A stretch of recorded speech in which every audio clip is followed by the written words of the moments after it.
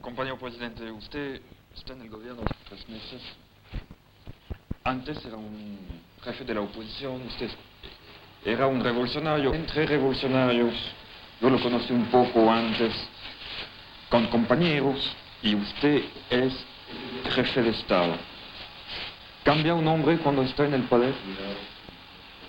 Mira, Reggie, a mí me dijeron siempre el compañero allá. Hoy me dicen el compañero presidente. Claro está que yo peso la responsabilidad que eso significa. ¿Cambia un militante cuando es jefe de Estado? No. Yo creo que el jefe de Estado, que es socialista, sigue pensando como tal. Eso sí, que su actuación tiene que estar de acuerdo con la realidad. Yo lo creo también, y creo aún que es una gran novedad eso, que un socialista, estando en el poder, se quede socialista y haga socialista.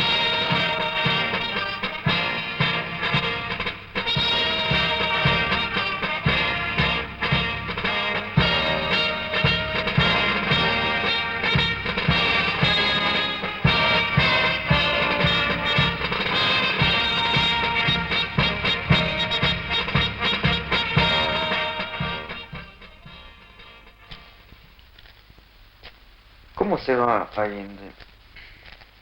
Es un hombre muy complejo, pero a primera vista puede ser un socialdemócrata fuera de serie, un socialdemócrata valiente, consecuente.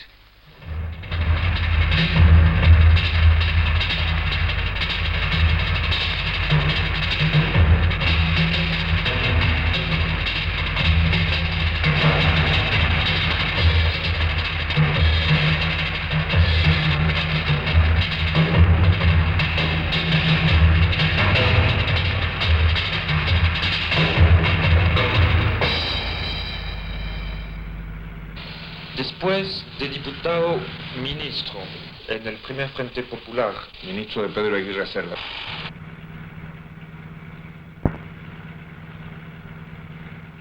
Este hombre tenía una gran calidad humana, muy bondadoso, y cosa bastante interesante. Se fue radicalizando en contacto con el poder. Pero, ¿quiere de verdad hacer una revolución? Aunque no es así que la cuestión se pregunta. ¿Puede de verdad hacer una revolución? ¿Acepta la lucha de clases hasta lo último? ¿Aceptaría él romper todo este aparato, estos moldes, estas instituciones que lo han llevado a él allá donde está actualmente? Porque si es presidente es que ha jugado las reglas del juego institucional, del juego de una república burguesa. De verdad es un problema Allende.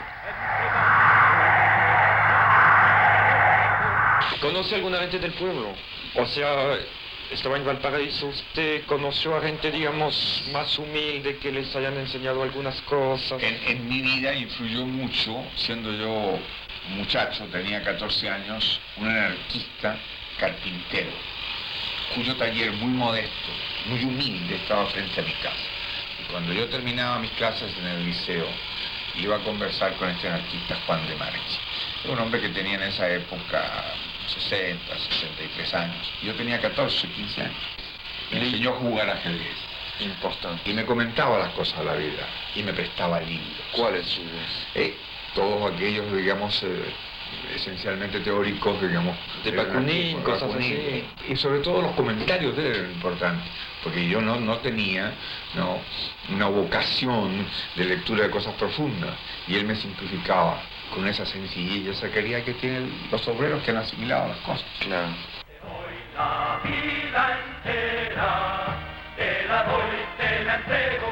No es lo que dicen afuera cuando dicen que es un señor bien, que pertenece a la buena sociedad chilena, que no hay nada que temer de él.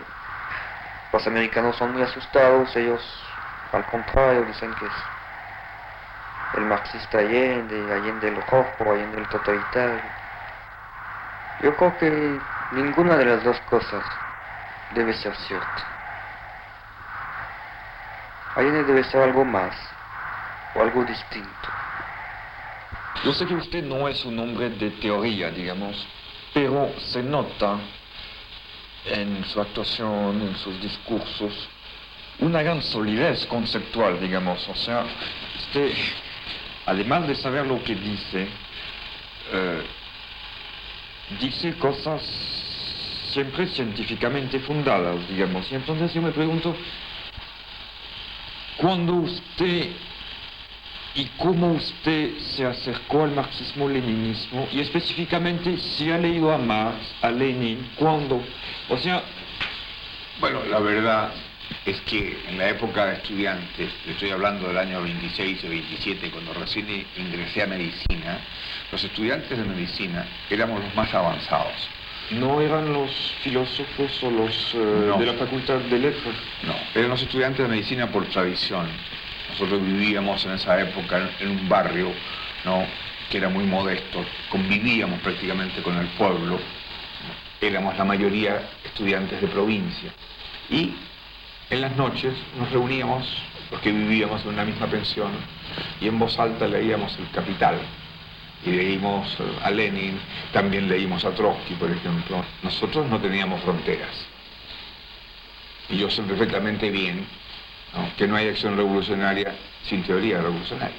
Pero esencialmente, ¿no?, yo he sido un hombre que ha actuado. Y siempre ha actuado.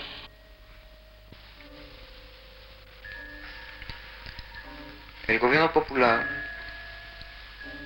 creo que es la expresión y el producto histórico de este desarrollo muy especial, muy chileno,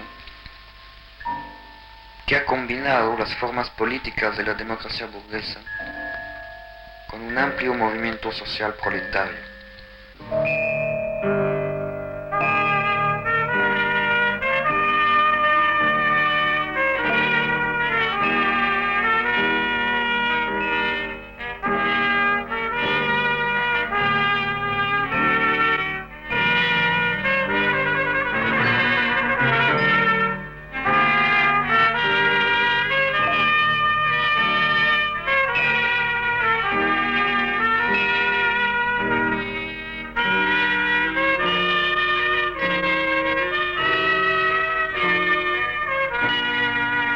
Usted, compañero presidente, tiene 62 años. Y bien vividos.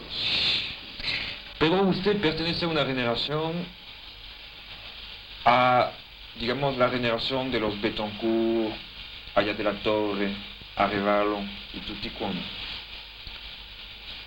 Esta gente está hoy en día liquidada políticamente. Ellos están en la prehistoria de Latinoamérica. Y usted está en la historia, haciendo historia y proyectándose hacia el porvenir. Entonces, una pregunta. ¿Por qué ellos quedaron rezagados en el camino y por qué sigue adelante usted? Porque el Partido Socialista era un partido marxista y éramos categóricamente antiimperialistas. El APRA también en aquella época se planteaba como un partido antiimperialista. Pero la verdad es que ¿qué ocurrió? Cuando llegaron, por ejemplo, al poder, en el caso de Venezuela, los partidos populares, y especialmente Acción Democrática, no demostró una decisión para hacer los cambios, no luchó por transformar el régimen y el sistema, y al contrario, se entendieron con el imperialismo. Pero Ahora, el APRA, por ejemplo, fíjate tú. Sí, sí. El APRA no ha llegado al poder, pero en esencia, para pretender abrirse un camino, morigeró, disminuyó, cambió su actitud frente al imperialismo. Y de allí que han sido rebasados por la historia y que en realidad hoy día esos partidos no representan ni interpretan las ansias de los pueblos latinoamericanos.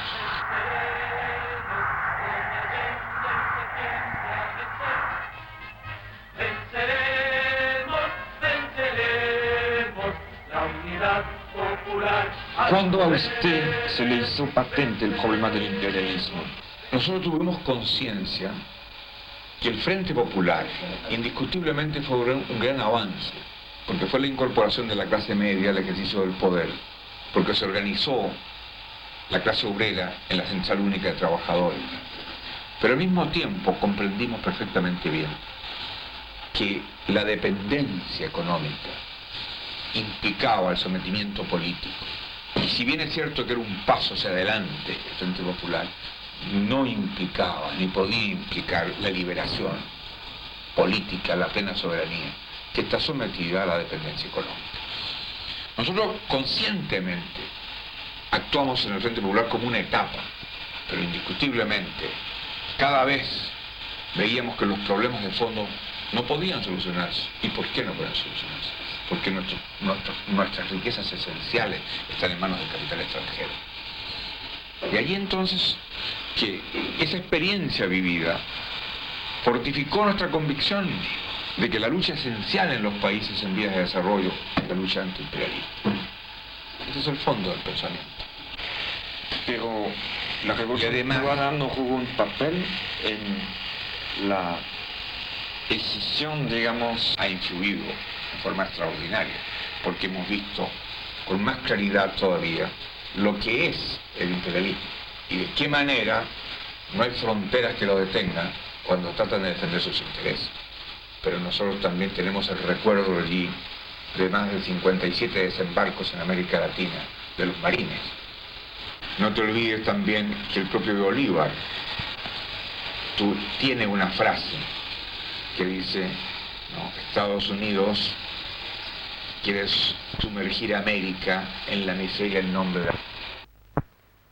Dos personas me han impresionado por algo que no he encontrado en otros: su mirada. Zhou Enlai y el Che Guevara. En ambos había una fuerza interior, en ambos había firmeza, en ambos había ironía. Yo cuando conversaba con el comandante Guevara y lo miraba, sabía la respuesta antes que él la dijera con sus palabras. ¿Cuál fue su primer contacto con la revolución cubana? Debe haber entrado Fidel Castro el 6 de enero, según me acuerdo, el 5 de enero. Pues bien, yo llegué a Cuba el 20 de enero. El 20 de enero. Y llegué en un momento muy curioso. Esa tarde había un desfile. Ese desfile estaba encabezado por 200 policías de Miami. Y iba en un auto abierto el alcalde de Miami y no sé si sería el alcalde de La Habana. Entonces yo al día siguiente pensé tomar el avión y regresarme a Chile, cuando me encontré con Carlos Rafael Rodríguez, que a quien había conocido en Chile. Y me dijo, ¿qué estás haciendo acá? Le dije, vine a ver esta revolución, pero como no hay esta revolución me voy. ¿Qué revolución va a ser esta cuando están los policías de Miami? Entonces me dijo, cometes un error, Salvador. Quédate aquí, conversa con los dirigentes. Pero le dije, no, me voy.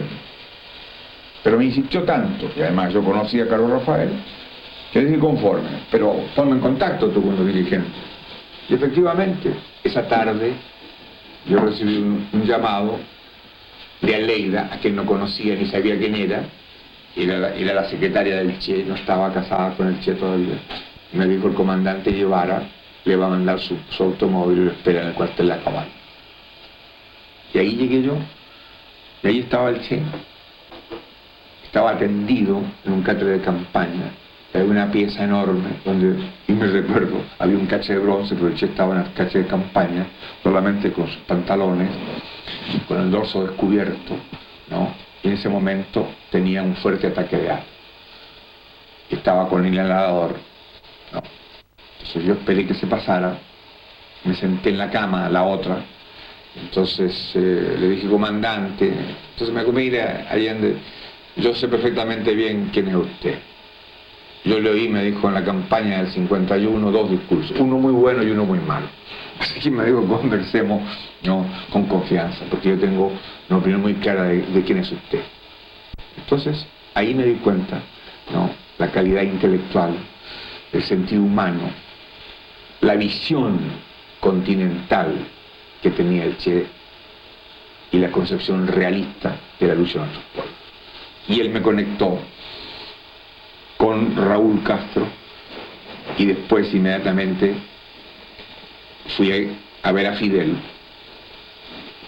y me recuerdo como si fuera hoy día, estaba en un consejo de gabinete y Fidel me hizo entrar y yo presencié parte de la reunión del consejo de gabinete y después ahí hubo una cena y después salimos a conversar con Fidel.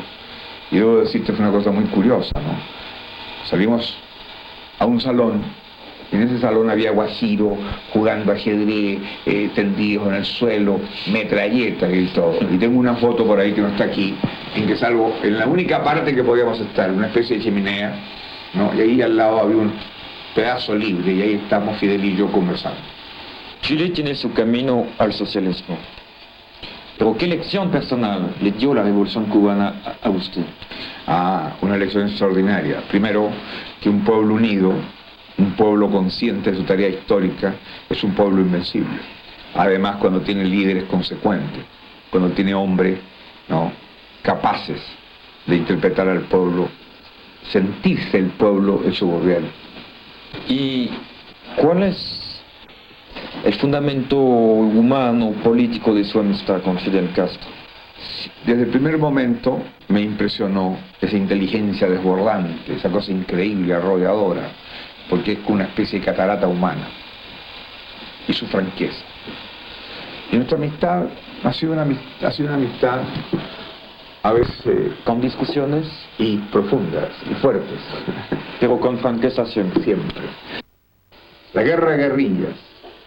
Este ejemplar estaba encima del escritorio del Che. Debe haber sido el segundo o el tercer ejemplar, porque me imagino que el primero se lo dio a Fidel. Y aquí tiene una dedicatoria que dice: a Salvador Allende, que por otros medios trata de obtener lo mismo. Afectuosamente, Che. A mí me sorprendió mucho, vi una película de su campaña, una película de la transmisión del mando, y en el Estado Nacional, donde usted pronunció su primer discurso político, había el retrato del Che.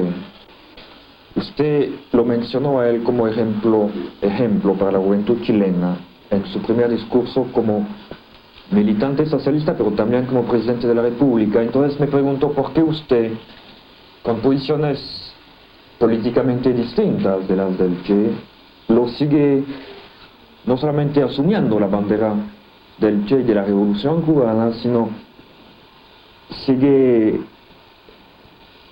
dándole, digamos, de ejemplo? Una razón, porque yo creo que indiscutiblemente en la vida de Latinoamérica pocas veces, o quizás nunca, ha habido un hombre que haya demostrado más consecuencia con sus ideas, más generosidad, más desprendimiento. El Che lo tenía todo, renunció a todo por hacer posible la lucha continental. Ahora, la respuesta de por qué está en la propia dedicatoria del libro del Che.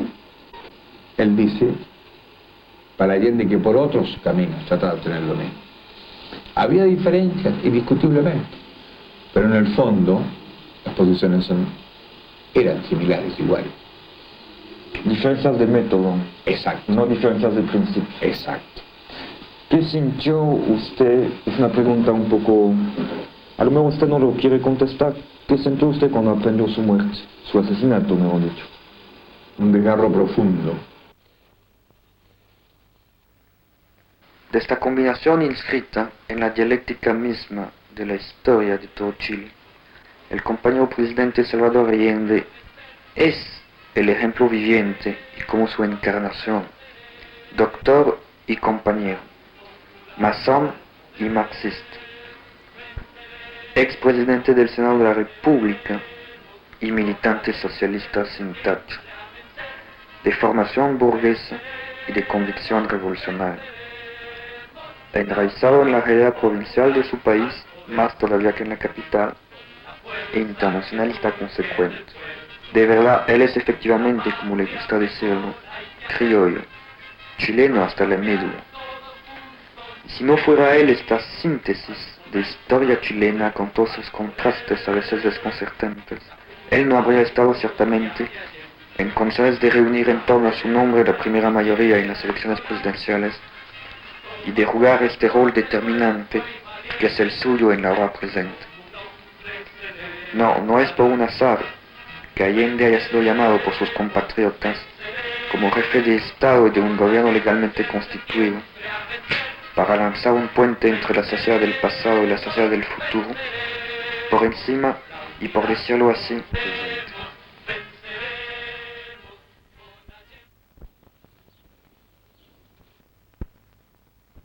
Con Frei se acabó el reformismo, fracasó el reformismo.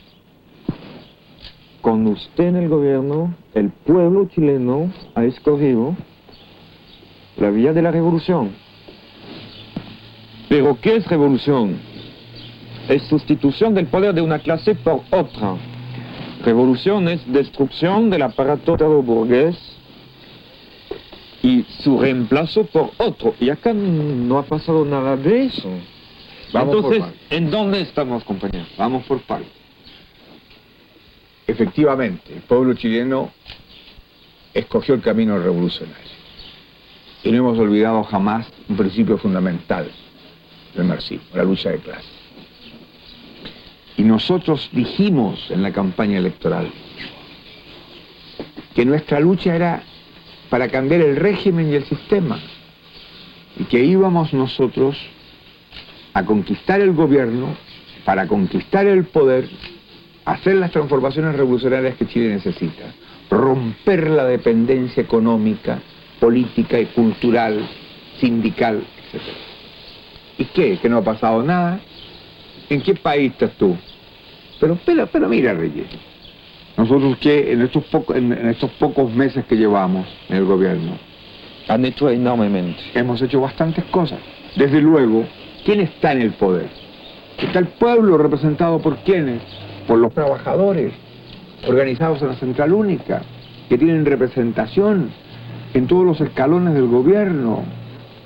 No te olvides, Reyes, por ejemplo, que hay 4 obreros de ministro, pero no solo porque son obreros, sino porque son militantes del Partido Socialista y militantes del Partido Comunista. Pero sigue la democracia burguesa, que digamos. Nosotros Usted sí. tiene el poder ejecutivo, Sí, el legislativo, el judicial, bueno, el aparato represivo, evidentemente. la legalidad, la constitución que no la hizo el proletariado, la constitución la hizo la burguesía. Evidente, tienes razón tú, pero escúchame un poquito, pues, ya vamos a llegar allá. ¿Qué dijimos en la campaña? Entre la victoria y la toma del gobierno iba a ser muy difícil. Y más difícil todavía era construir. Porque nosotros estamos haciendo un camino nuevo, un camino de Chile para Chile, de los chilenos para arreglar nuestro país. Y hemos dicho que dentro de la constitución burguesa vamos nosotros a dictar la nueva constitución, la constitución del pueblo. ¿Por qué? Porque en Chile podemos hacerlo. Porque si nosotros presentamos un proyecto y resulta que el Congreso lo rechaza, nosotros vamos al plebiscito. Nosotros podemos, imagínate, te pongo un ejemplo. Sí. Nosotros planteamos el problema de que no haya más un Congreso bicameral y lo rechaza el Congreso. Vamos a un plebiscito. El plebiscito lo ganamos. Bueno, se acabaron las dos cámaras y tenemos que ir a una cámara única como lo hemos planteado nosotros. ¿Y a quién va a elegir el pueblo en esa cámara? Supongo que a su representante. Si nosotros realizamos lo que hemos dicho y lo que estamos y continuamos lo que estamos haciendo. Sí, y hay que reconocer algo, compañero. Usted, después de las elecciones, ha ganado muchos votos. Yo creo que sí. Muchos me lo han dicho, personalmente me di cuenta un poco, la Unidad Popular ha ensanchado su base social y es un aspecto muy interesante que en lugar del desgaste tradicional de un gobierno de izquierda en el poder, hay un fortalecimiento constante, de tal modo que ve posible usted una mayoría francamente popular y revolucionaria a un momento dado. Mira, en realidad nosotros llevamos pocos días, por así decirlo, para temer un desastre. Pero hay una cosa así, y es que la reacción, la derecha, y aún mucha gente, Elizabeth, fíjate tú, mucha gente de izquierda no creía que íbamos a ganar. Primero a ganar y enseguida a realizar lo que habíamos dicho. Y enseguida le hemos estado golpeando duro, muy insistentemente. Reciben un golpe y no se reponen y le damos otro. Por ejemplo, la reforma constitucional para nacionalizar el cobre.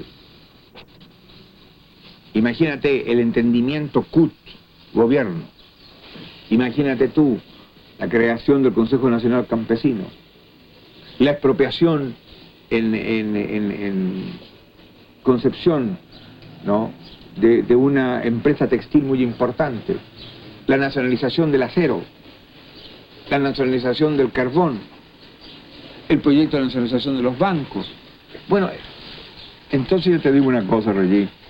¿Estamos o nos estamos buscando el camino que conduce al socialismo? Entonces no es extrañarse que el pueblo esté presente y nos apoye. No tengas temor, si no vamos a olvidarnos que hemos dicho que vamos camino al socialismo. No, yo me doy cuenta. Yo me doy cuenta que Chile es algo muy específico y que había que transitar por este camino.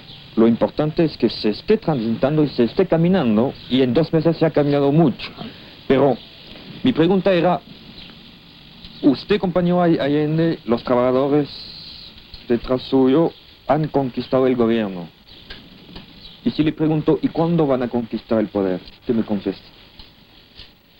Contesto que lo vamos a conquistar cuando el cobre sea nuestro, cuando el hierro sea nuestro, cuando el salitre sea auténticamente nuestro, cuando hagamos hecho la profunda, rápida y honda reforma agraria, cuando controlemos el comercio de importación y exportación por parte del Estado. Pero el poder indiscutiblemente lo tendremos cuando Chile sea un país económicamente independiente. De allí que nuestra lucha esencial, vital, sea antiimperialista. Y de allí que el proyecto de más trascendencia es el que nos permite nacionalizar la riqueza fundamental de Chile. Los que ayer defendían a los opresores pueden hoy defender a los oprimidos sin cambiar ellos mismos, sin sustituirse por otros. Pero hay que... O sea, claro, el mismo tribunal que sí, ayer dictaba una ley en favor del latifundista, hoy la puede dictar en favor del campesino sin que cambie el tribunal. Y el ejército que ayer, o los carabineros que ayer expulsaban de los fondos los que invadían, actualmente usted cree que pueden ponerse de defensores de los oprimidos en primer lugar, sin cambiarlos. En primer lugar tienes que ubicarte en una realidad distinta. Los jueces justifican su actitud diciendo que ellos aplican la legislación vigente. Si hay una nueva legislación, dice que aplicarán la nueva legislación. Y esa la vamos a dictar nosotros a través de la reforma constitucional o las leyes que vamos a plantear al Congreso. Y ya te he dicho que si hay un rechazo de algo fundamental, iremos al plebiscito. Las Fuerzas Armadas chilenas tú no las puedes comparar, Regis, Ya sé. con las Fuerzas Armadas de otros países Es un latinoamericanos. hecho objetivo y nadie ellos- tiene dudas acerca de eso. Ellos nunca han intervenido propiamente tal en una actitud represiva al pueblo, sino cuando ocasionalmente el gobierno, y muy ocasionalmente, ¿no?, ha solicitado la utilización de las Fuerzas Armadas. ¿Y podrán combatir a la reacción si la reacción empieza? Evidentemente que sí, pues. Evidentemente que sí, pues. Y eso lo vamos a probar, pues. Evidentemente que sí. Usted está contestando una pregunta que yo me hacía más bien a un compañero, le había oído decir, si hay traición, no hay enfrentamiento.